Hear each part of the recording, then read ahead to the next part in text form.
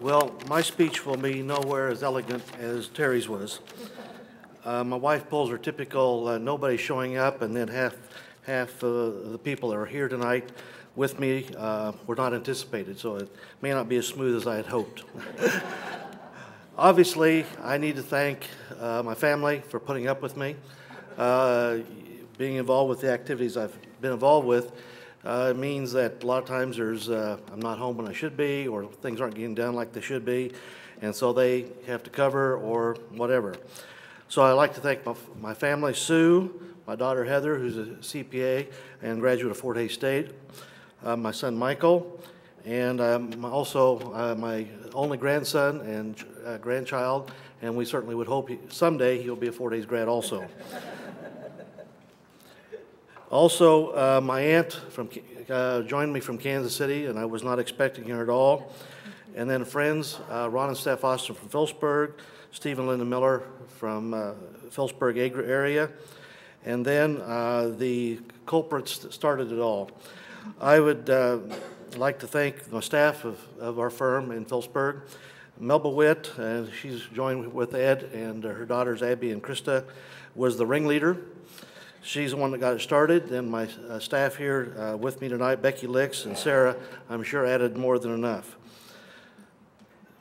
Jeff Hofaker is also with us tonight, and as he said earlier, he's the chairman, or basically the chief officer of the Phillips County Economic Development Committee, and I'd like to thank him for his creative writing. Obviously, we need to thank Deb and the Alumni Association for the award. I was not anticipating it. Obviously, I was flat-footed when she called about 5:30 on a Saturday evening in the middle of July. So she was working late, obviously. People will obviously ask, why do I spend so much time supporting Fort Hays State?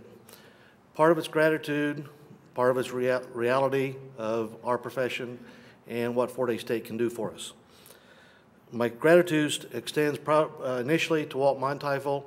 I was hired in the business office, spent 3 years there, learning about business etiquette, learning about the business, how to actually react in an office environment. And Walt was very helpful in that. And I did check, he's still alive. I'm glad to hear that. He was a very nice man. Obviously, the accounting professors at Fort Hays State were phenomenal when I was going through. If you go to the College of Business, on the second floor, they have some pictures of them and Dr. Wall especially. And to show you the level of teaching that was going on back then, the last of the last 12 presidents of the Kansas Society of CPAs, 6 of those have been Fort Hays grads, which is phenomenal. We're in the smallest on-campus enrollment of all the region schools, and yet we provide half in the last 12 years of these presidents.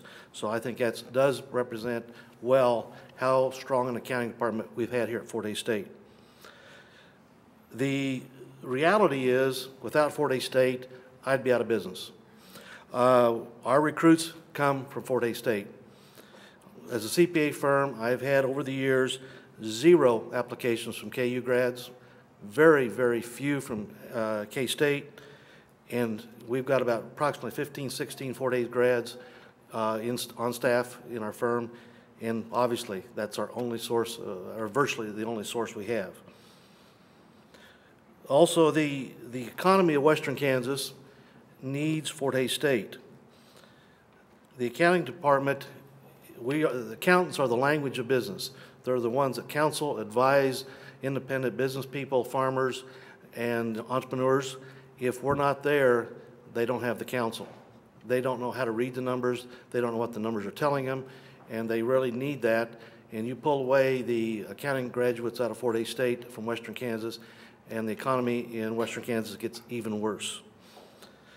The broader picture is that without Fort Hays State, the brain drain that's been occurring in the last, give the number of years, 50, 60, 80 years from Western Kansas, where the young people tend to leave, would be far, far worse without Fort Hays State and the education that they provide and encourage the grads to consider staying out here. And so that's one of the biggest reasons that it's still critical that I support Fort Hays, whether as a accountant or as just to recruit kids to come here. Put a little bit of soapbox to it. Many of you out there may serve on local scholarship committees in your local communities, and and I also serve on some back home. It's become very evident when following the graduates that are receiving our scholarships out here that those that go to K-State and KU, virtually zero return to this part of the country. And we are actually doing a disservice for our area and our communities by giving the number of scholarships to kids to go on to Eastern Kansas because they don't come back, and so we really need to focus our local scholarships on the kids that most likely will return and help out our communities. Therefore, everything we can do to maintain, upgrade, and promote the interests of the University of Fort Hays State is critical. That is why I've become such a vocal supporter with it. My pickup's splashed with tags. It's splashed with signs. I had a magnet. Wish they'd get some more in because mine fell off. And it does, I think, have an impact because all you see, obviously you see a lot of KU, K-State tags and et cetera on cars, and the more you can show people that you're proud of Fort Hays State does have an impact whether the kids know it or not. So therefore, I do thank the Alumni Association for the award, and all I can say is go Tigers.